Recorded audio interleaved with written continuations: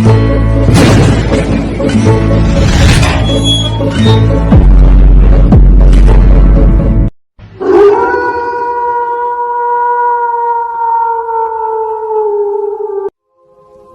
नगरी मुंबई, सपनों का शहर, जहां सपने सच हो जाते हैं। पर क्या आप जानते हैं, इस भीड़ भाड़ से भरी मुंबई में भी कुछ ऐसी जगहें हैं जहां भूतों का निवास है। आज हम बात करेंगे मुंबई के सबसे भूतिया जगह यानी आरे कॉलोनी के बारे में। दिन में तो आरे कॉलोनी बहुत शांत रहती है, पर रात में यहाँ जाना बेहद खतरनाक है। ये कहानी है सुरेश की। सुरेश मुंबई के गोरेगांव इलाके में रिक्शा चलाता था। एक दिन सुबह से उसका कुछ धंधा नहीं हुआ था। शाम हो गई थी। वो परेशान होने लगा कि आज तो कुछ पैसे नहीं मिले। धीरे धीरे रात हो गई। वो अपने घर की तरफ ही जा रहा था कि अचानक एक लड़की ने उसे हाथ दिखाकर ऑटो को रुकाया। उस लड़की ने कहा, मुझे आरे मिल्क कॉलोनी के पास जाना है, मेरा घर वहीं है।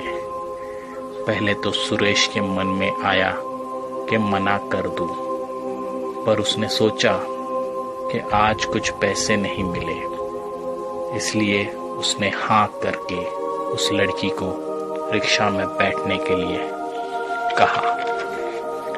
पर उस वक्त रात के 1 बज गए थे और सुरेश को अच्छे से पता था वहां जाना इतनी रात को खतरनाक है, पर पैसे की लालच में वो चला गया। सुरेश सोच रहा था कि ये लड़की इतने रात को यहाँ क्या कर रही है। उसे देखकर ऐसा लग रहा था जैसे वो किसी ऑफिस में काम करती है और ऑफिस से आ रही है।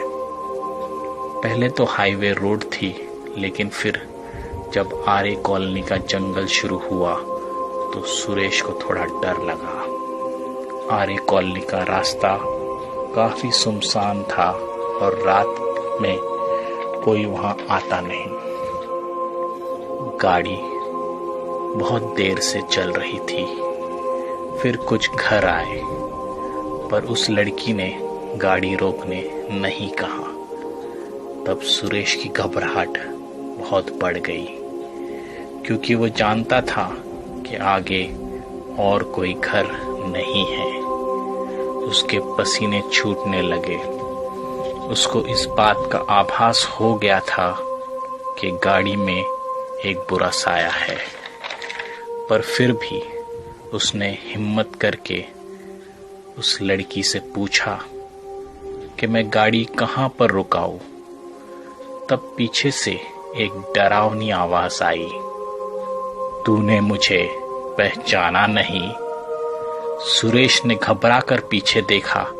तभी अचानक वो एक बुरी आत्मा थी। उसे देखकर सुरेश की मौत जगह पर ही हार्ट अटैक से हो गई। कहते हैं कि कुछ साल पहले की बात है। एक लड़की रात के 1 बजे अपने कॉल सेंटर की ड्यूटी खत्म करके अपने घर जा रही थी। उसका घर आरे कॉलोनी के पास था। उसने वहां जाने के लिए एक रिक्शा रुकाया। रिक्शा ड्राइवर ने उसे अकेले देखकर आरे कॉलोनी के जंगलों में ले जाकर उसके साथ जबरदस्ती की और फिर उसे मार दिया। कहते हैं कि वही लड़की रात के समय रिक्शा रुकाती है और रिक्शा ड्राइवरों को उसी जगह ले जाकर मार देती है। उसे अभी भी उस रिक्शा ड्राइवर की तलाश है, जिसका शिकार सुरेश जैसे मासूम लोग भी हो जाते हैं।